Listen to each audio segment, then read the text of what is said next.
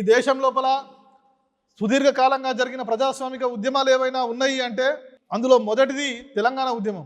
అనేక ఉద్యమాలు ప్రారంభమైనప్పటికీ మధ్యలో నీరుగారిపోవడమో లేదా తమ లక్ష్యాలను చేరుకోకుండానే అంతరించిపోవడమో జరిగిన సంగతి మీ అందరికీ తెలుసు.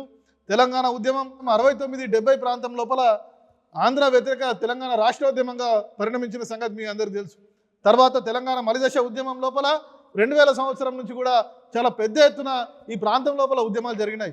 వేలాది మంది ఈ ప్రాంతం లోపల ముక్కవోని ధైర్యంతో తమ పోరాటాలను మడమదిప్పని పోరాటాలను చేసి ప్రపంచ చరిత్రకే పాఠాలు నేర్పేటట్లుగా ఈ తెలంగాణ ప్రాంతాన్ని ఒక మోడల్గా తయారు చేయడం జరిగింది. కాబట్టి అది మాత్రమే కాదు, దాంట్లో 1969లో అయినా నిన్న మొన్నటి తెలంగాణ మలిదశ ఉద్యమంలో అయినా వందలాది మంది వీరులు తమ ప్రాణాలను బలిపెట్టిన సంగతి కూడా మీ అందరికీ తెలుసు.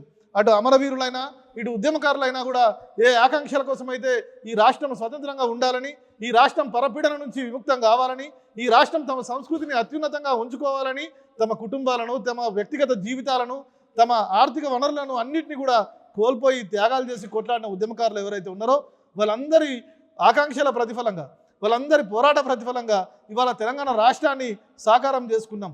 ఇవాళ మన కళ్ళ ముందున్నటువంటి తెలంగాణ కేవలం ఒక రాష్ట్రం ముక్క మాత్రమే కాదు, ఇవి వందల మంది అమరవీరుల త్యాగఫలం, వేలాది మంది ఉద్యమకారుల కృషి ఫలితం అన్న సంగతి మీ అందరికీ తెలుసు.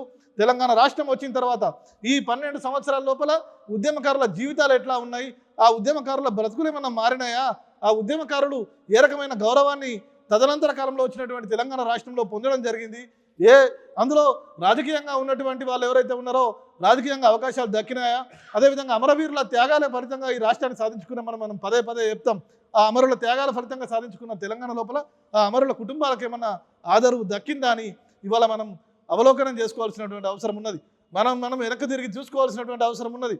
అందుకే తెలంగాణ జాగృతి నుంచి తెలంగాణ ఉద్యమకారుల ఆత్మగౌరవ సభను ఈ నెల 12వ తేదీన ఉదయం 9 గంటలకు ఆర్టీసీ కళాభవన్ లోపల బాగలింగంపల్లిలో ఉన్నటువంటి ఆర్టీసీ కళాభవన్ లోపల చాలా పెద్ద ఎత్తున ఉద్యమకారులను అందరినీ కూడా రాష్ట్రంలో ఉన్నటువంటి అందరినీ కూడా పిలుచుకొని ఘనంగా మనం నిర్వహించుకుంటున్నాం. కవితక్క గారి ఆధ్వర్యం లోపల నిర్వహించుకుంటున్నటువంటి ఈ కార్యక్రమం లోపల అన్ని రకాల ఉద్యమకారులు, అన్ని రకాల జేఏసీల వాళ్ళు, అన్ని రకాల సంఘాల వాళ్ళు ఏ పేరుతోనైతే ఉద్యమంలో పాల్గొన్నారో వాళ్ళందరూ కూడా ఇందులో పాల్గొని తమ ఉద్యమ స్మృతులను నెమరవేసుకోవాల్సిందిగా వారిని ప్రేమపూర్వకంగా ఆహ్వానిస్తూ ఉన్నాం.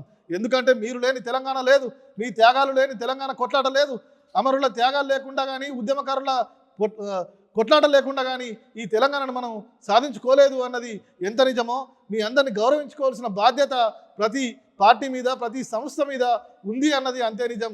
ఆ గౌరవాన్ని మీకు ఇవ్వాలన్న ఉద్దేశంతో, మీ యొక్క బాధలను, సాధక బాధకాలను తెలుసుకోవాలన్న ఉద్దేశంతో, మరోసారి మనందరము కలుసుకోవాలన్న ఉద్దేశంతో తెలంగాణ జాగృతి ఏర్పాటు చేస్తున్నటువంటి ఈ ఉద్యమకారుల ఆత్మగౌరవ సభ ఫిబ్రవరి 12వ తేదీన ఆర్టీసీ కళ్యాణ మండపం, ఆర్టీసీ కళాభవన్ లోపల బాగిలింగంపల్లి లోపల జరగబోతున్నటువంటి కార్యక్రమానికి అందరూ కూడా అన్ని జేఏసీల వాళ్ళు, అన్ని కుల సంఘాల వాళ్ళు, ఉద్యమంలో క్రియాశీలకంగా ఉన్న ప్రతి ఒక్కరు కూడా మీ గ్రామాలలో కథానాయకులుగా ఉండి తెలంగాణ ఉద్యమాన్ని ఉర్రూతలూగించిన వాళ్ళందరూ కూడా రావాల్సిందిగా కోరుతా ఉన్నాం.